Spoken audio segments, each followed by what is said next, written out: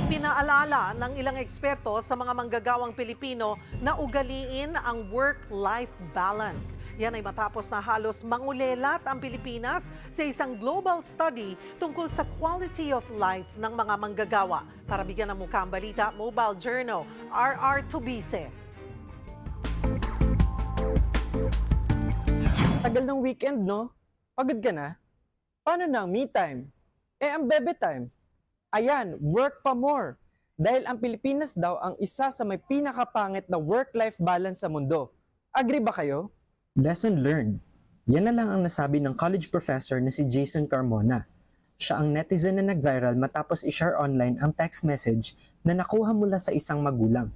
Ang siste, sa personal number niya nag-text. At ang malupit, Sabado pa nga kung kailan day off niya. Mas sumama pang loob ni Sir dahil ang laman ng text, nakikiusap na nga para sa school forms, abay parang pautos pa. Sabay hirit na, quote-unquote, pareho naman tayong professionals.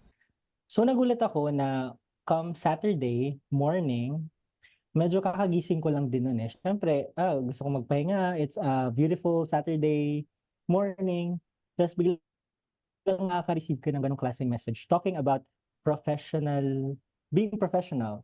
We sometimes do the extra mile. Kahit hindi naman talaga required ibigay yung number, personal email, personal account sa Facebook or kung ano man yan. Pero kung iisipin, di na bago yan. Sino bang di naka-receive ng pasuyo sa opisina kahit Sabado at Linggo? Sa katunayan, ayon sa isang survey, pang 59 tayo out of 60 countries pagdating sa work-life balance. Isa na lang, kulelat na. O lats kung ikukumpara sa ating mga kapitbahay sa Southeast Asia. Ayon sa professional life coach at podcaster na si Jonathan De Hoya, mahirap nang ma-achieve ang work-life balance dahil sa technology. Pero, pwede naman daw yan i-manage. When you say kasi na rest time muna, personal time muna, very important that you also log out of all other platforms. Second, being at peace with yourself, with who you are and what you want to do. Kung kilala mo yung sarili mo and you won't feel guilty of how you go about things, focusing on what you want to happen for yourself. You need to know what's really important to you, what's meaningful to you.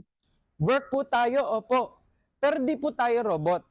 Pahinga-pahinga rin po, opo. Mobile journalist RR Tubisi po. Hatid ang mukha ng balita.